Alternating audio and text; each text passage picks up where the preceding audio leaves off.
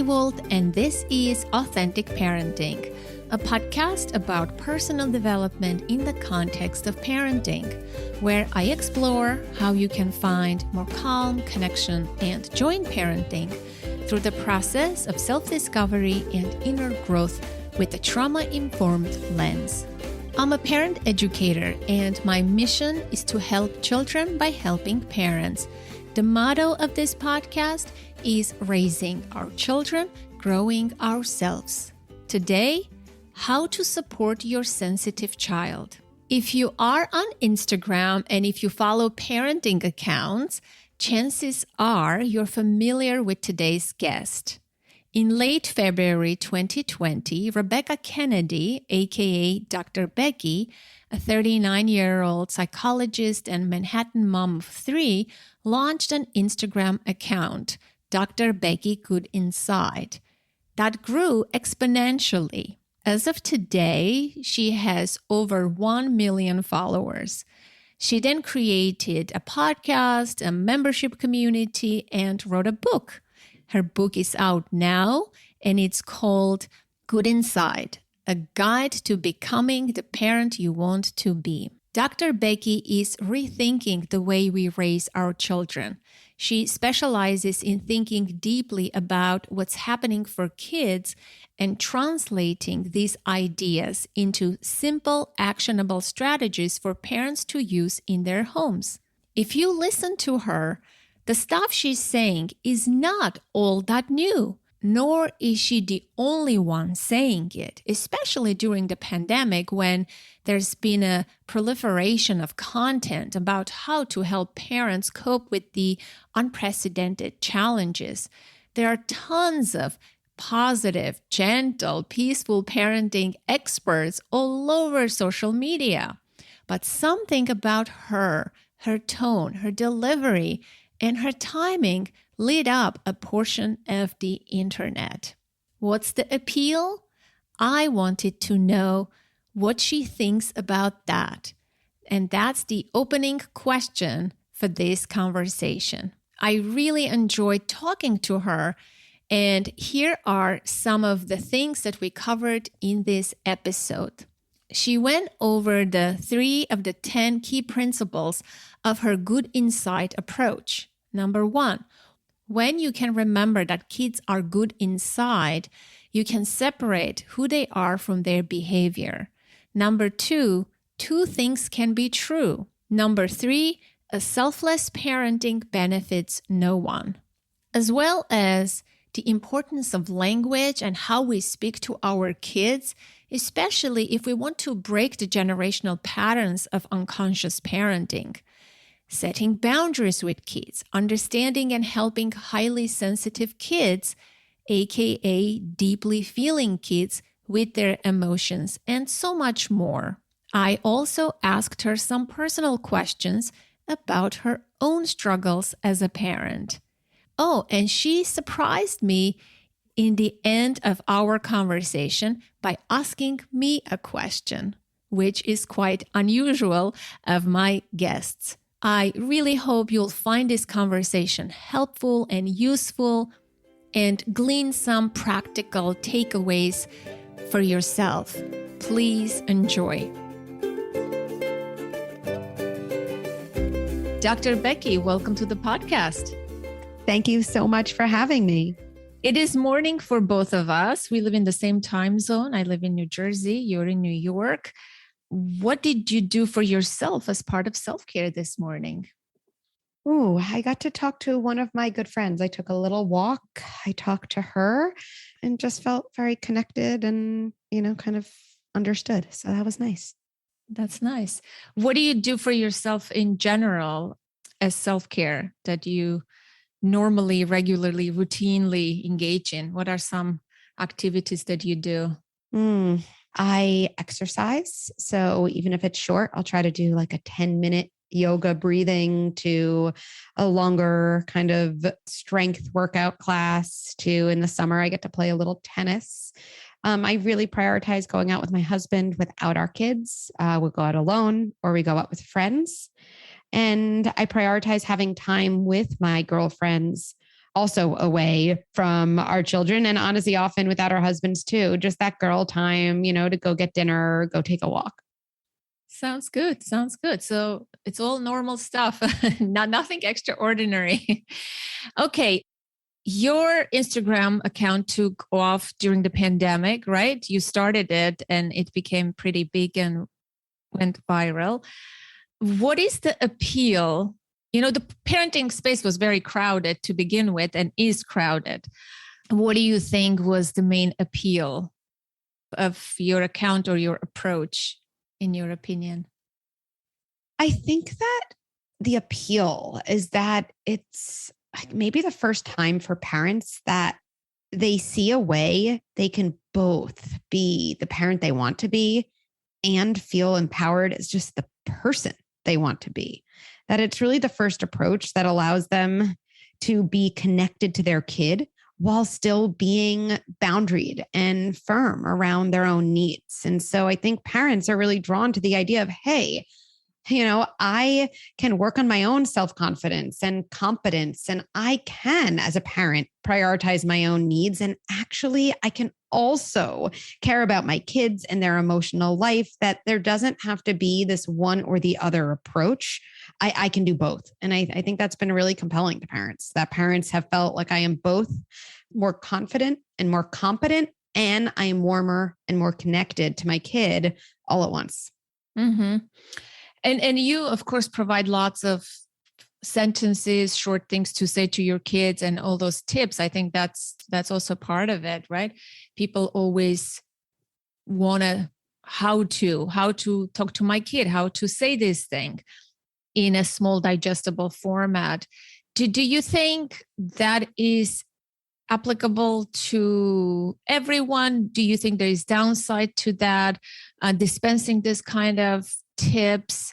Obviously, people find it helpful. I'm not, judging or criticizing, but what do you think could be the downsides of that? Do you think it works for every parent, for every child? Do you think by just learning those phrases, every parent is different, every situation is different? I want to hear your thoughts on that. Yeah, I definitely hear the skepticism around it. And, one of the things I think I'm proudest of is really the variety of resources we offer. Some are free. The deeper dives, are paid. So yes, we have Instagram, TikTok, Twitter now, Pinterest soon, a book, a free newsletter, a free podcast, and then a ton of workshops that are all included in a paid membership, right? So I really like the idea of just meeting parents where they are. So anyone who follows me on Instagram obviously does it of their own free will, right? And so what that tells me is someone obviously finds it useful. They want to be there. I think a lot of people share with me that the scripts, what they love about our scripts, and this is what people tell me over and over, is that they don't feel, even though they're scripts, they don't feel prescriptive, like say this thing and it'll be perfect, that the scripts have so much depth under their concrete words. And what the scripts do is it almost just embodies the reframe for them, that a script enables a parent to say, oh, whoa, yeah, there's that script, but wow, that's a really different way of looking at the situation. Because if I say that, wow, I probably have a different assumption than I usually have. So I think there's that. The other thing I find over and over is we all as parents have the most positive intentions. And when we're in a tricky moment, our own triggers, our own old circuits, our own stresses can come out. And what a script does for someone is it gives them the starting point to open a different door, right? So if they have the script, people say, yeah, I know that's not the whole thing, but really it just gets me started walking down the path I want to walk down. And the other path, the yelling path, the punishment path, it's so magnetic that it's so strong of a pull. But if I have the script, it's enough to resist that pull. And from there, I'm able to really pull on my own knowledge and experiences. This just kind of opens that door. And I think that's exactly right. Yeah. I mean, do you think it's just makes people dependent on this so that they won't use their own? I'm curious about that, but you just said that it opens the door and then they rely on their own. So how come they are not relying on their own from the very beginning? Why do they need this extra push? Are we enabling a generation of parents by just digesting and giving them little things to say, to do as parents? I'm in the parenting professional industry as well, right? I always wonder this. Are we making them dependent on this advice? It feels good in the moment when you read a little script and you're like, yes, this feels great. I'm empowered. I can do this. And maybe you practice it a few times, but does this really sink in? Does this really create lasting change? I think that's what I want to ask. Well, I'm happy to go there, but I'm curious for you because I hear your strong point of view too. What it feels like you have an opinion under the question, so I'd love to. Opinion under the question is I hear both from parents. Parents always say, give us a little script to say, right? Always they say, oh, what was that you just said, Anna? How did you say? I want to use that. In my mind, I always wonder, why do you want to use my language? Why don't you try to come up with your own? Like if I teach you the foundation, the principle behind a certain thing, or is it just human nature that we always need that kind of help?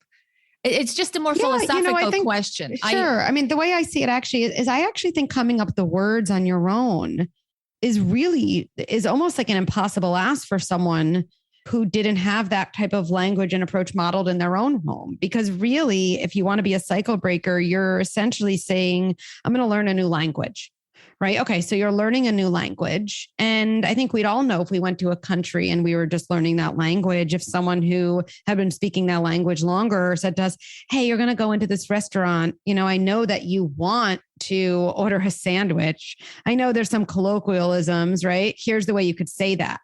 Right. I think if I was in another country and someone said to me, well, I've taught you all the foundations, just go ask, I'd probably say like, wow, that actually doesn't feel great at all. But if you give me the language, probably after a few times of going into restaurants, my guess is after a couple of times, I'd probably iterate from there. I'd start to feel more comfortable now that I'm in this other country. So that's really how I think about it. I think that the parents I see, and definitely I think about the ones I really have a lot of contact with, those are the ones in our membership, right? They're all saying, this is so new for me. Like I believe in this in my soul and in my heart. And none of this was modeled.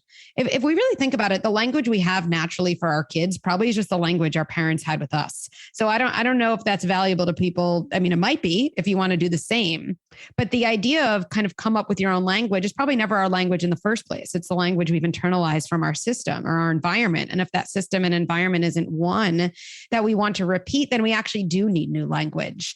I think there's a lot, and there's a lot of kind of this in the media, which I always find interesting. Like, are we setting up an idea of perfect parenting? And people even say the quote parenting industry. I always think it's so interesting. No other industries that people value ever get that criticism launched on them. No one ever tells people who coach executives, hey, am I making you insecure by giving you help? Everyone says, wow, those executives are getting the training they need to run their companies better. It's actually lauded.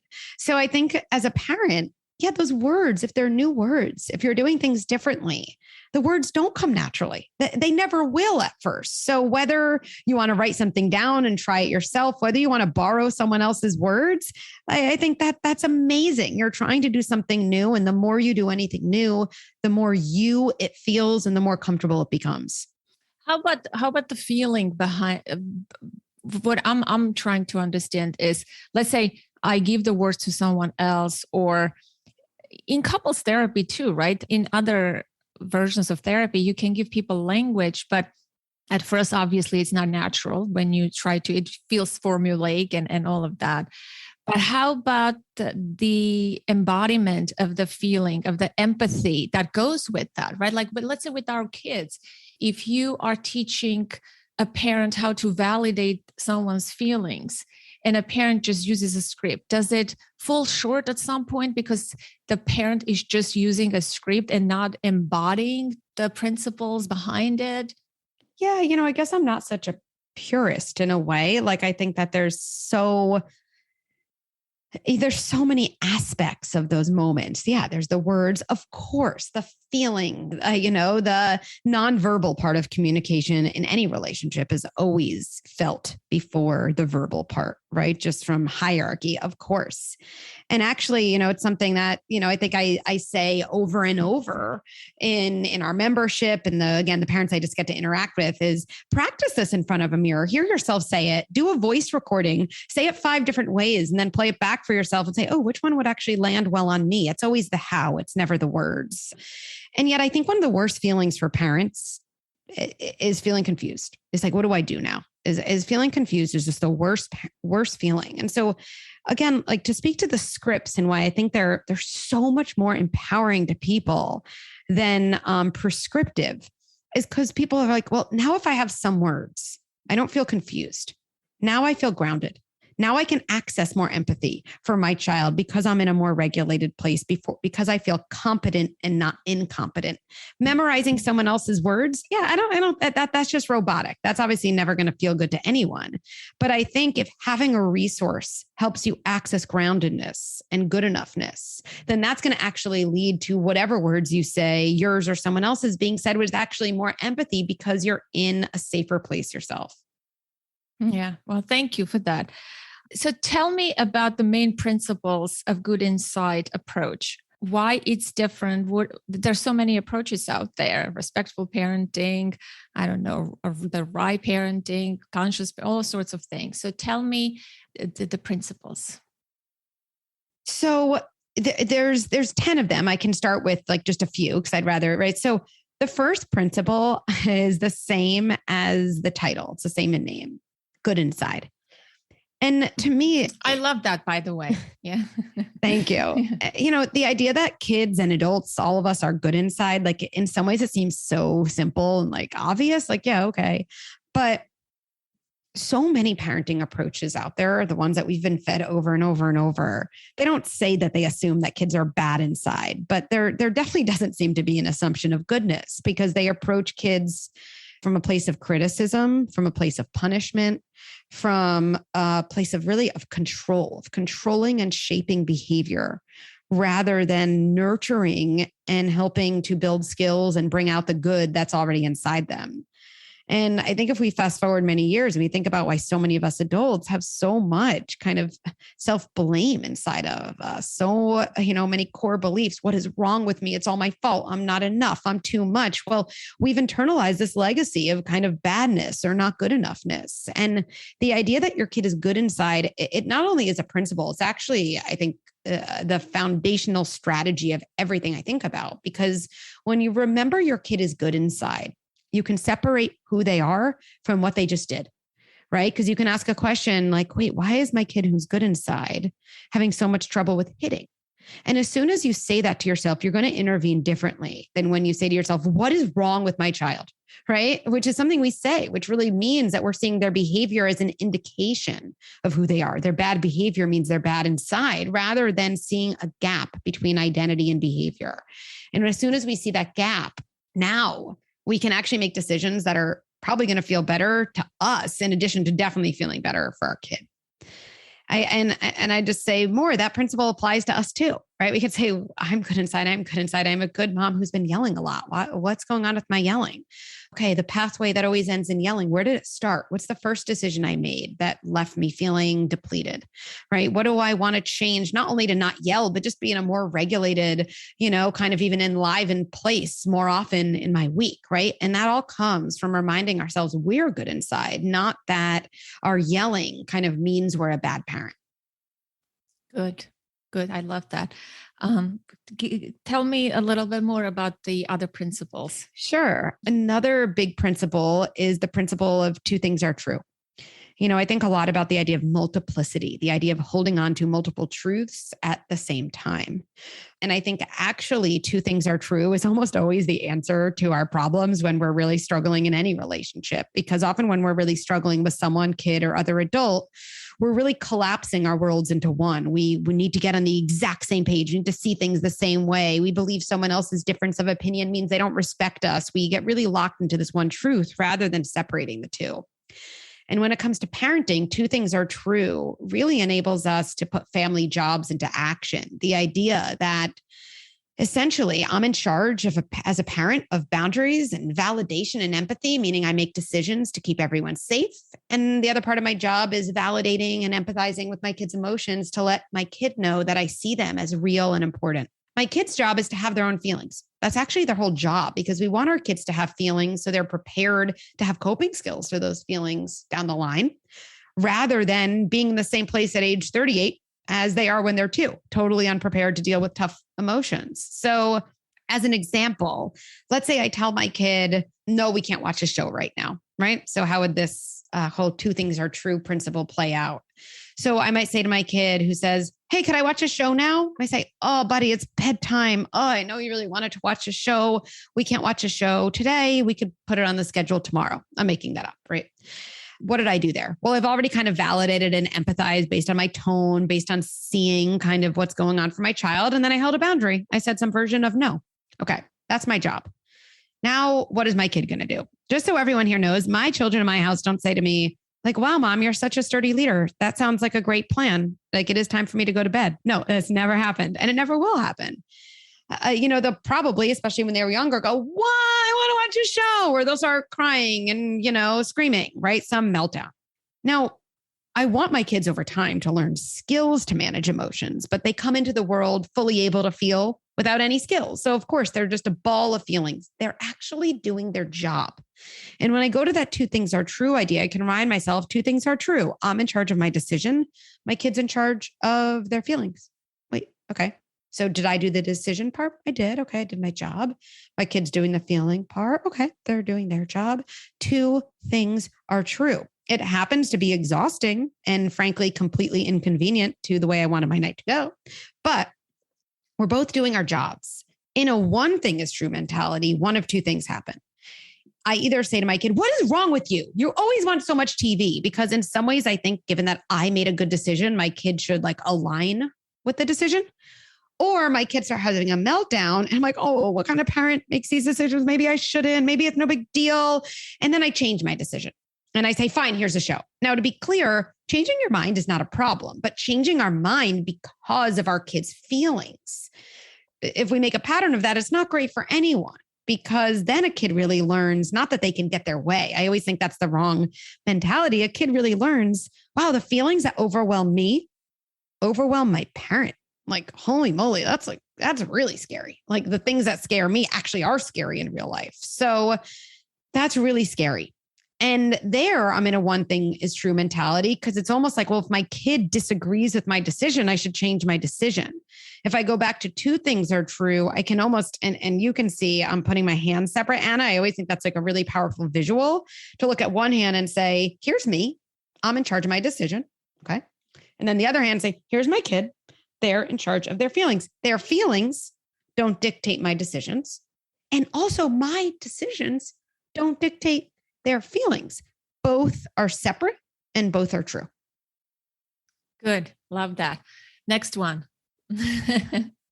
I don't think I'm going to be able to go through all of them. So let me share one more, maybe. Give your favorite at least. Okay. I mean, it's like I have 10 children. They're all my favorites. So let's see. I'll go over, another one that I think is critical. And that's really the principle of self-care, and that selfless parenting benefits nobody. It might benefit the patriarchy, but besides that, it benefits nobody, because we run ourselves into the ground as parents and caregivers. I think this is really, really core to the Good Inside approach, and really core to the book, in that it's an approach that really respects your kids as much as it respects you. There's all this belief that when we care about our kids' feelings, it's like their feelings dictate everything that happens. Like, again, related to two things are true. No, we care about their feelings, but also we care about our own feelings. We care about ourselves. We care about the parts of us that aren't only caregivers, right? As a caregiver, you pour yourself out. You notice what everyone needs from you. You take care of so many people. Yes, that is a big part of parenting. And it is impossible to fill yourself up by pouring yourself out. Like, it's just literally impossible. And we have to fill ourselves up. And I think this is really critical, not just for our kids' sake. Everyone says, yeah, I'm going to have dinner with my friend because it makes me a better mom. Like, okay, I'm going to have dinner with my friend because I like having dinner with my friend. And I don't think every part of me that's not a caregiver kind of like needs to die when when I'm a parent. And I think that this is just really, really critical as a shift. And I think there's a lot of like rallying around this idea that, yes, I'm a parent. Yes, I love caregiving. And also, I need to self preserve. Right. And I always say that kids want sturdy leaders.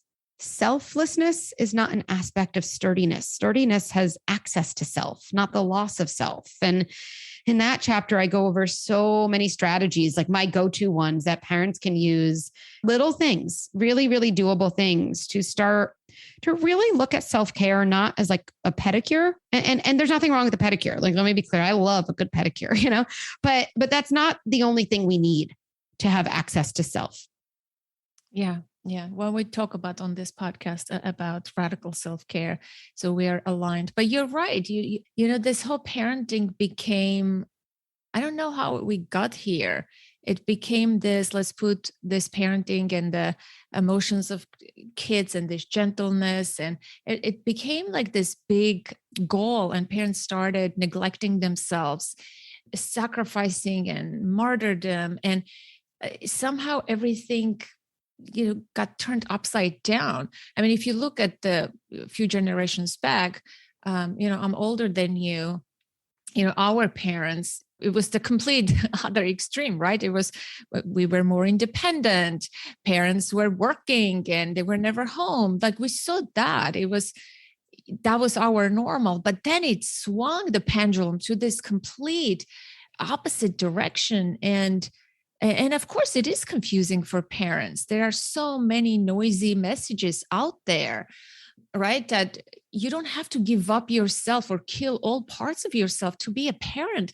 Like, to be a parent is not this big, all, do all, be all thing in the world. And so I'm glad that you talk about that. It reminds me of this book by Erica Soter. I had her on the podcast, How to Be a Mom and Have a Life Too, or How to Have a Kid and a Life Too, right? So we can do both, and we need to do both, because our kids need to see that besides being a parent, I am also a friend, a caregiver, or a lover, a neighbor, right?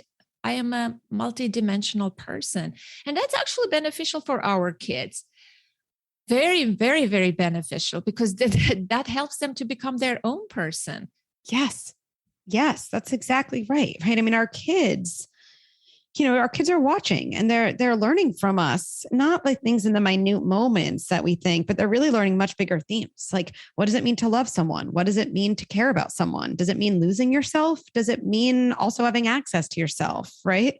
And I think that's powerful to think about. Right. And again, it's not only about modeling that for them, because that's almost part of the same story. It's about that. And it's about, I always say to parents, like, you care so much about being a parent. Like, I don't know any parent who doesn't care about being a parent. And you deserve, not only your kids, you just deserve to go about this feeling competent, feeling, more excited about life, having a little bit more joy. Is there joy every moment in my parenting life? No, a lot of moments, are really, really hard. But like me as an adult for the rest of my life, just because I've had kids, that doesn't mean I am just in service constantly, right? Like that. I don't want that. It doesn't have to define you as a person. It's part of your repertoire. It's part of what else you are doing in life. Parenting is just one aspect of it. It doesn't have to, like, you don't have to live for your kids, or those like extreme statements like that are always off-putting, right? We don't want to. Yeah, you can live for yourself and for your kids, right? Your kids are living for themselves. You don't have to live for your kids. Or my kids' happiness comes first, right? This is another one. If my kids are happy, then like I drive myself ragged, I don't take care of myself, but I'm doing everything so that my kids can be happy. That is not true. Actually, there's scientific evidence. There's research indicating that if parents who take care of kids are not taking care of themselves, kids suffer in these kinds of households. So it is not just a nice sentiment. It's actually a necessity to if you value parenting so much that you like even sacrifice yourself, I think you should take care of yourself too. Yes. Right. It's like, I hear sometimes people say, I mean, this is unrelated, but it just came to my mind. I work with co-parents. Oftentimes, let's say a mother would say, oh, I grew up without the father. Like, why does my child, he doesn't have to be part of my kid's life. I love my daughter. This woman says, I'm remembering this example. I love my daughter so much, but she doesn't like the partner that she was with. Now they're divorced and she wants to exclude him. He's a decent guy, let's say, right? Most of the time she wants to exclude him. But I say to her, if you love your kid, why are you depriving your daughter from this crucial relationship, right? Is that the full love, right? It's the same as, we're depriving ourselves of self-care, right? Then are we valuing parenting that much? So I think these are good things to think about. I'm curious about something. Like, we all come with our own patterns or triggers or baggage, people call it, whatever you want to call it, into parenthood. In what areas of parenting, what showed up for you as a parent, and what were the skills like you worked hard to cultivate, or you're still working on those lessons or the themes? I think my second child, right? And I call her a deeply feeling kid. It's like a whole subset of kids I think at Good Inside, like really almost like specialize in, because I think they're the most misunderstood group, to the point that I find it like very, very sad. But she's my second kid. And it's interesting because at that point I was doing a lot of work in my private practice, seeing a lot of parents really putting forth in my private practice, just like kind of my own parenting ideas, ones that I've more formalized now in this book. And parents would say to me, like, I'm doing the thing. I'm doing it and my kid is not reacting, and we'd always like work through it. Okay, well, tell me more. Let's try this. What do you think? Right. But in the back of my head, I think I was like, well, I don't know if you're like doing it right. Like, I don't know if you're doing it like I'm doing it, And then I had my second kid and I was like, whoa, that's interesting. Like, I'm doing it the way I do it because it's still me. And like, this is not the response that your brother would give me. Like, something is going on here. And it was definitely triggering, right? Like, I was showing up. I was offering you help when you are really struggling. In the moments that you need me the most, you're pushing me away. Like, and you pushing me away hard, like not just like hard, like, whoa, 0 to 60, you're going, I hate you. Like, all I said was, I don't know, you could have 5 Twizzlers instead of 6. Like, I still think I'm being pretty reasonable, I don't know. And I think after a little while, like, there really was this night in bed, I was like, it's so bad. And her and I are like kind of at it and what's going on. And I think there's a part of me that's like, why doesn't she want all these amazing things I have to give her, And, I was in my private practice the next day and I think I had a break between patients. So I was also just like thinking clinically a little bit. And I was like, you know what? Like, let me take what I know. And let me take what I know from adults I work with, because I was always working with adults, not in parenting work and deep therapeutic work. And there was this subset of parents that I started to like continually get these referrals for and do this work with, and saw the ways in which, they'd express their fears, but they didn't sound like fears. They sounded like needs a lot. Get away from me. Nobody loves me. I hate you. It really meant I hate me. And I'm so terrified. And I saw the ways that their well-intentioned parents didn't understand what they needed in like so many different moments. And the therapeutic work as adults was a lot based on internal family systems, based on other mindfulness, somatic oriented work, and how powerful the rewiring was to start to feel understandable and real and containable and good. And I remember it was probably after seeing one of those adult clients, I thought, oh my goodness, like, this is my daughter. Like, she's younger. She's like 18 months. The person I just saw was 45. But like, I just like saw this arc and I was like, okay, well, let me, like, what if I started to think about these kids in terms of like these arcs I knew, these patterns. And let me start thinking about like, what if I gave my daughter, the things that I knew, essentially this woman as a girl always needed. And I feel like these DFKs, I call them deeply feeling kids. When I say it's like, there's a lot of kids when they're struggling, Like you can walk through the front door of their house. You're like, hey, I'm here. Some version, it's more than, hey, I'm here. But like you walk through the front door. DFKs, if you come to the front door, they slam the door in your face and then they're alone in their house. And yet they need you. They need you as much as anyone needs someone when they're struggling as a kid. So how do you help a kid who slams the door? Well, I always feel like you got to find like side doors for these kids, and like any strategy that's a front door strategy that's a little too on the nose, a little too present, it just activates their fears, their abandonment fears, their too much fears, their I'm going to overpower you fears. And so actually they slam the door to not see what they fear in themselves, but also in a way to protect you.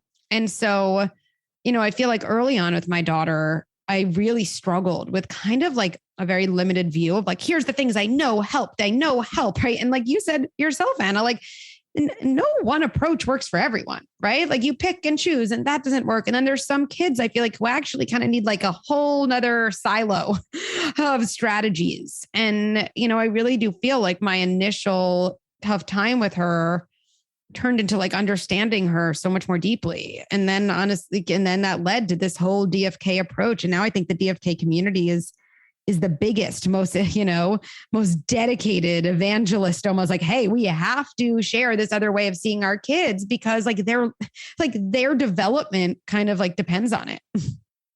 Tell me how different they are, because I am one of those kids too. as I can identify as, you use a deeply feeling kids. People can say highly sensitive kids. There's all sorts of empaths, right? Like I consider myself that kind of a person now. But as a kid, I definitely struggled a lot because of those things and because how big you feel the feelings are. Emotions are much nuanced and bigger than like what other people feel. Like it's a whole different spectrum. And as an adult, I always thought maybe I'm like on an autistic spectrum, but it's not. It's like you feel differently about. So tell me what else is different, and we can talk about how to address their feelings because it's different than with other kids. What you say and how you approach. So I think, it's more than this, but one word that I think really helps us visualize these kids is I truly believe these kids are more porous to the world than other kids. So if we think of porousness and you think about how big pores are, it says a lot about how much can come in and also how much you're worried is going to come out, right? So if you're more porous to the world around you, your sensory experience is very different. Your perception is very, very different.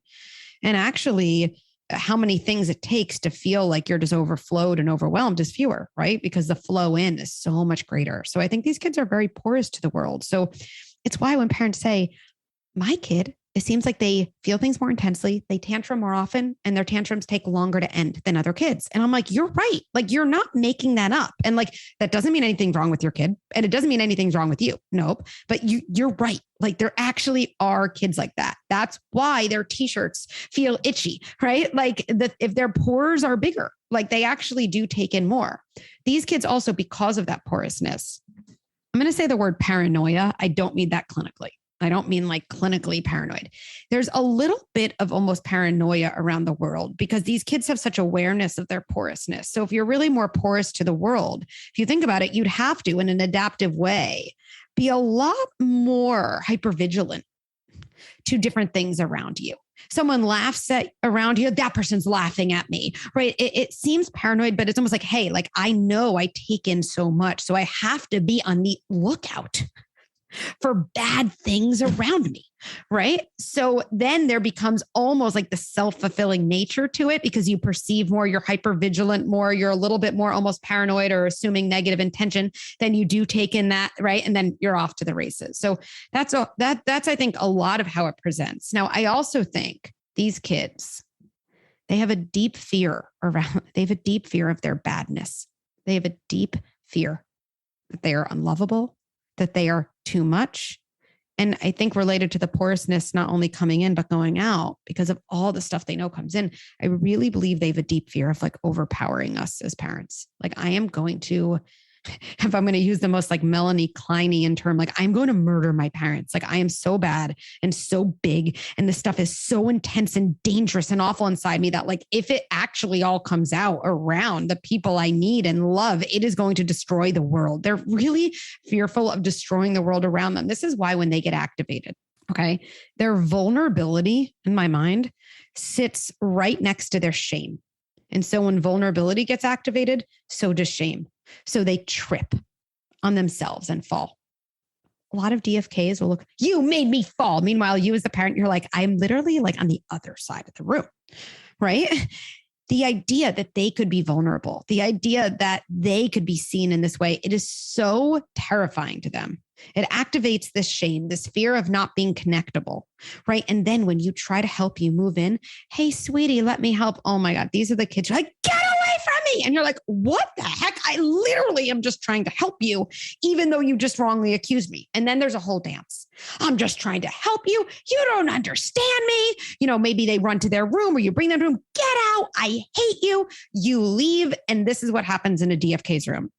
See, I really am as bad and as overpowering as I worried I was. I mean, I could cry thinking about this. I do cry thinking about this. And then these kids often get met with so many timeouts, so many, you're ridiculous, you're so dramatic, right? So then that leads to more invalidation. See, I'm really not good at feeling my feelings. Something really is wrong with me. Guess what? The next time the vulnerability gets activated, more shame, more activation, more getting pushed away. And we are in an awful cycle. These kids get named as ODD. I have the heebie-jeebies with that diagnosis. The idea that we want to label a kid as oppositional defiant, like that's bullshit. Yeah. And these kids need a really different way of being understood. And they need parents who actually understand what they really need under the fears that they express on the surface. Yeah. What have you found helpful for yourself then? How old is your daughter now? 7.5. Okay. So you have 7.5 years of practice. So yeah, well, not 7.5, probably like 6, if I'm really honest. The first 1.5 were, she was DFK right from the start. And it, you know, but it's never too late. Yeah. So you let's say 6 years, right? Okay. So what have you found most useful from your own experience, how to approach her in those emotional moments? Can you prevent those overstimulation moments? Do you know what tips her off? Can you predict some of her behaviors, do preventative things? So I think with any kid, okay, whether DFK or non, there's always 2 buckets of strategies we have to think about, and they're totally different. One are there's an emotional fire and we need to contain it. They're just containment strategies. They're like, let's survive this. Okay. And then there's, how can we fireproof our home? Right? Like if you ever had a fire in your home, you would definitely want to fireproof your home to make it less likely to have a fire. But if you saw a friend of yours in a house fire, fireproofing their home for next time, you'd be like, girl, like get out, just like contain the fire. Right. But also if they contain the fire and then in the next number of weeks didn't do anything to fireproof their home, you'd be like, you're not a bad person, but your house is just no less likely to have a fire than it was already. Right. So I always feel like those survival skills get us back to our baseline, but most parents I know want to raise the baseline. So they're 2 different moments though.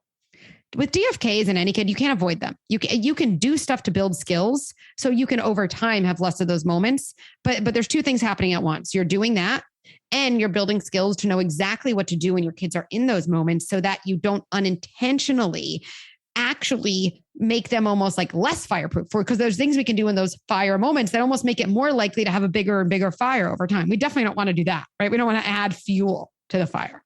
So a couple things. Number 1, DFKs take much longer than other kids to show the impact of our parenting interventions. So there's like a belief in the system and a patience. Like I actually feel about 9 months ago with my daughter, there was like a step function. Like me and my husband were saying it over and over, like, I don't want to say we have a different kid because like, that's not entirely true. Like she's her and I would always want her to be her, but like things came together that I knew this wasn't something that just happened at a certain age, right? Time itself doesn't change anything.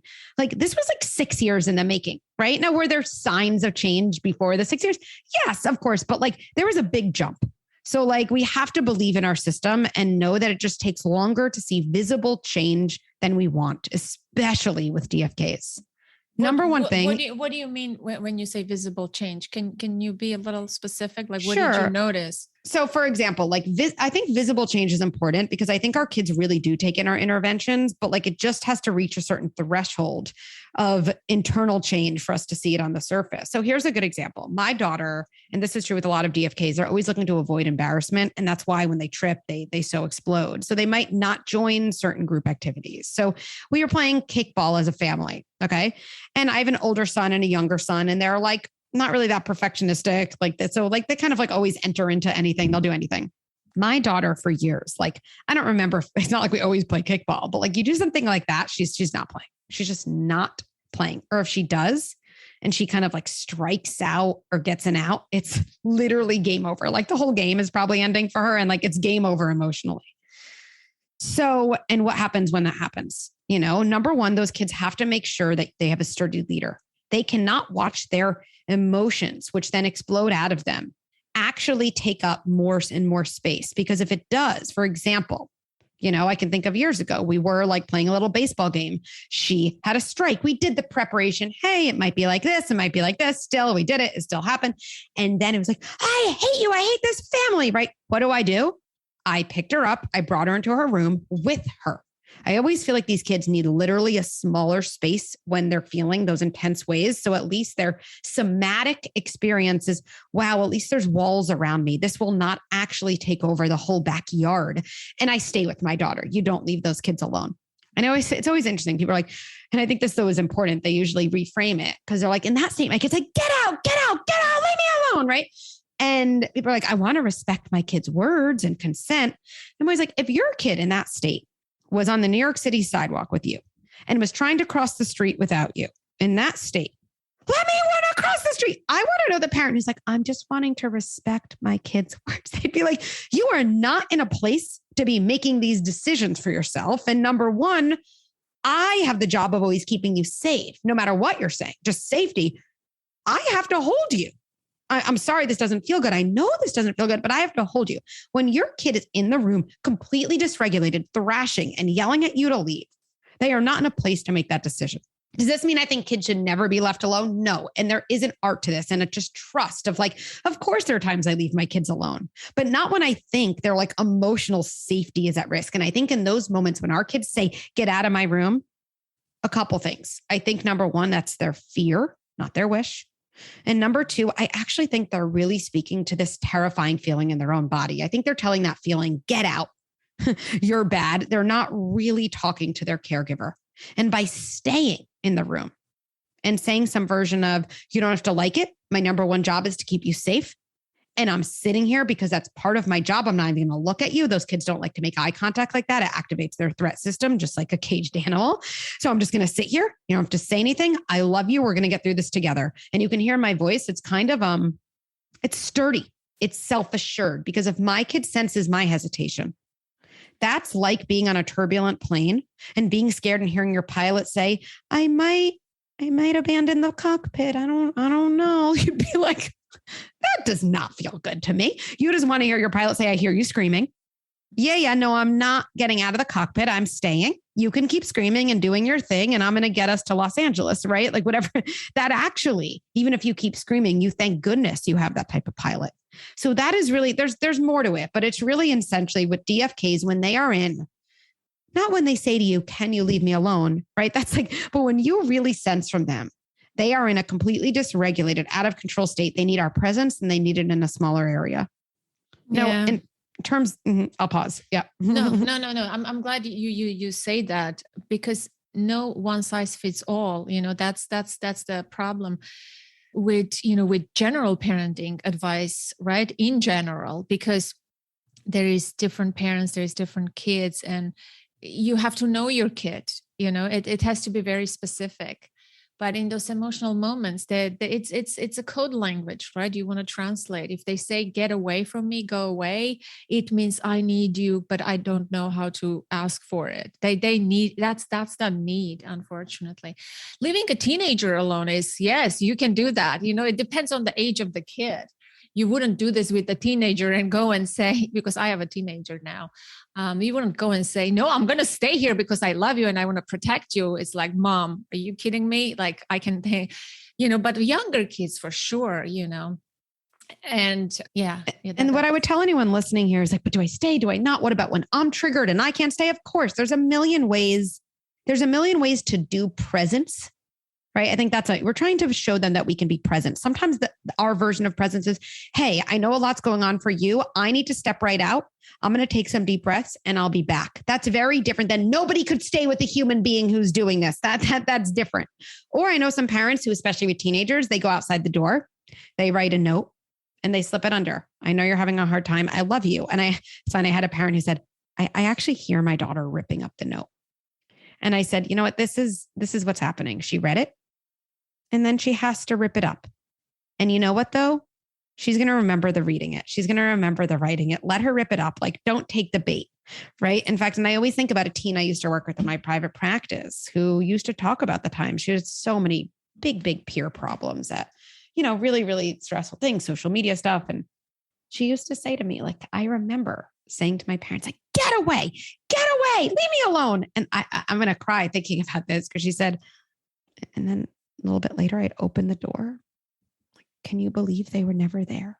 Like I could, and does that mean you can never go cook dinner? No, of course not. But again, like think about our kids often need us in some way in the moments that they push us away. And when we really take the pushing away at face value, we can so often end up confirming their worst fears, right? Are there other times our kids say, leave me alone? You say, look, you seem to really want to be left alone. Sure, I'm here when you need me. And then you check back in. Yeah. We don't have to like literally live outside their door, but just have some skepticism and a little bit of like wondering around these messages. And if you have been in a cycle with your kid, no matter how old they are, with the leave me alone, fine, I'm leaving you alone, it might just be worth experimenting with that note or even a conversation in calm times. Sometimes you say to leave you alone.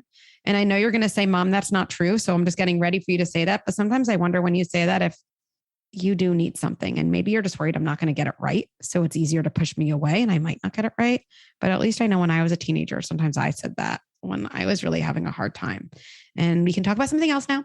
What do you want for dinner? But I just wanted to get those words in, right? Like let them have the out, But I think the key aspect here is the emotional dysregulation part because I can tell like that there is a moment when I enter into my daughter's room, she's talking, FaceTiming with friends.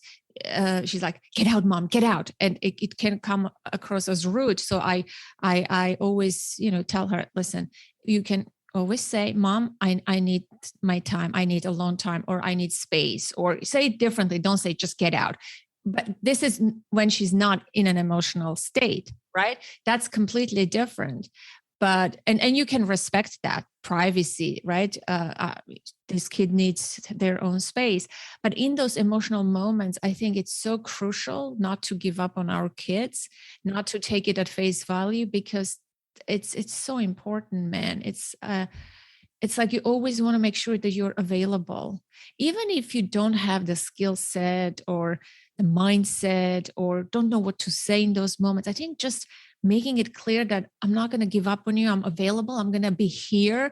I'll just sit here on the bed, or I'm going to be behind the door. I remember like you can even text your teenager. Like I texted my daughter, like you said the note, but I text my daughter because she shouted and yelled and, didn't accept my presence, but I didn't give up on her. I said, I'm here if you need to talk. It seems like you're going through something. She said, later, Mom. Not right now. She texted back and she said, KK, thanks, right? So you get the confirmation.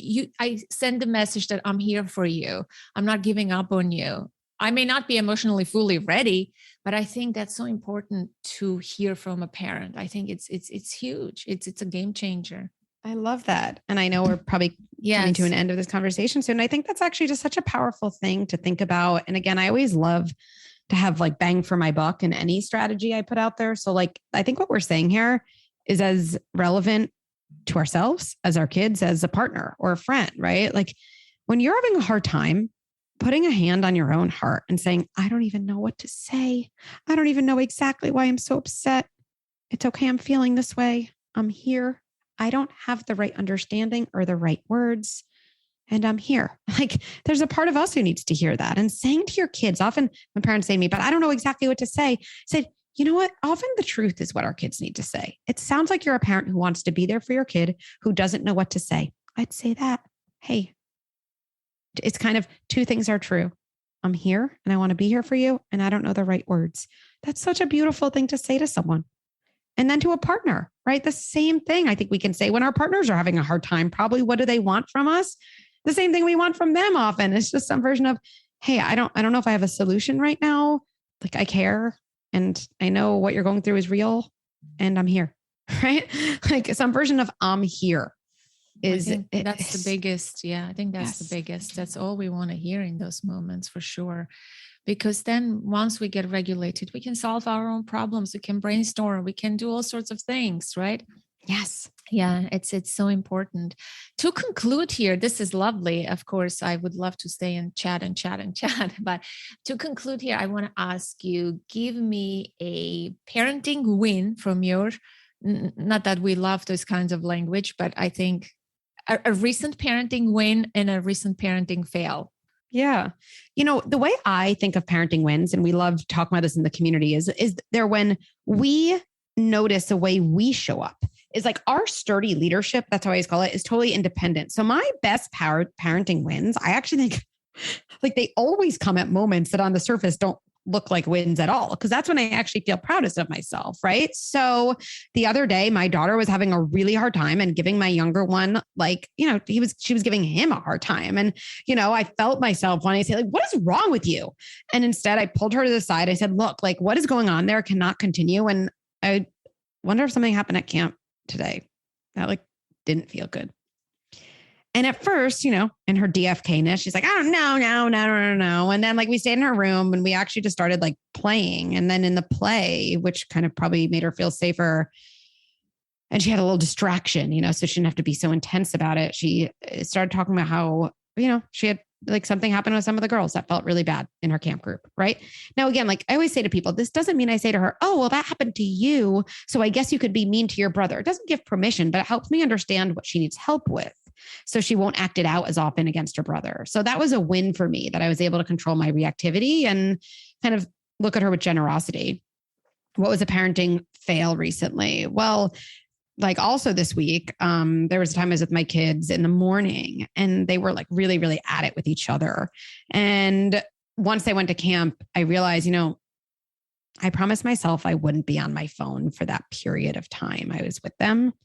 And like, I just didn't keep that promise to myself. And I think the more distracted I am, and especially in the moments I tell myself I'm really going to be there for them, then yeah, they do start fighting with each other. They feel unanchored. And so I think my parenting fail there, which is always an opportunity for growth, and is really being more mindful of my phone use around my kids, especially in those like transition moments that are already hard. That's good. Thank you for sharing that. I think that's important takeaway from any parent. Yeah. I love the word anchored, that they truly do feel that. And the moment you're distracted, they get combobulated, right? Discombobulated. Well, thank you so much. If you want to ask me something or, you know, have an ask from a listener or a challenge or anything like that, please, this is your time. But otherwise, I really enjoyed this time, this conversation. Thank you so much. For your honesty, especially. Yeah. Well, thank you for this conversation. This was great. And I guess maybe my question for you is, what would you like to leave your listeners with based on this kind of conversation we had? I think the biggest one for me would be to show up for your kids in your imperfect, flawed way. Don't worry. Don't give up. Show up. It's your responsibility. Even when kids say go away, when they push, that they need you the most. Don't hesitate that you won't have the capacity or the ability or the language or whatever. You always have that in you. Your mere presence is just enough. I think that's the most powerful thing for me. Love that. Well, thank you. This was great. And look forward to talking to you again soon. Yeah. Thank you so much. And good luck with everything and with the book. Thanks, Anna.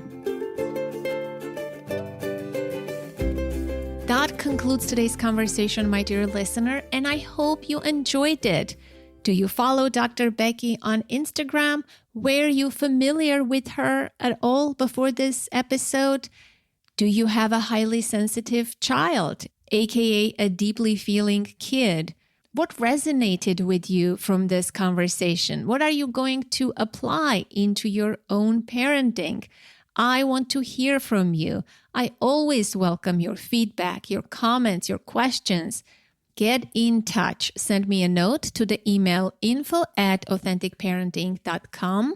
Call the number 732-763-2576 and leave a voicemail. And for you, my international listener, there is a free tool on the contact page of my website. Go to authenticparenting.com/contact and send me a message. If you enjoy the podcast, you can help us out by sharing it on social media or writing a review on whatever platform that you listen to. Also, consider becoming a patron on patreon.com. To learn more, go to patreon.com/authentic parenting. Again, patreon.com/authentic parenting. You can find the show and follow it wherever podcasts are played: Apple Podcasts, Google Podcasts, Spotify, Amazon Music, and elsewhere. And if you want to connect with your fellow listeners, remember that we have a free Facebook group, the Authentic Parenting Community, a supportive and positive space for parents just like you. And as always, until next week, connect to the present moment, to yourself and your children. I am Anna Seewald. Thank you so much for listening.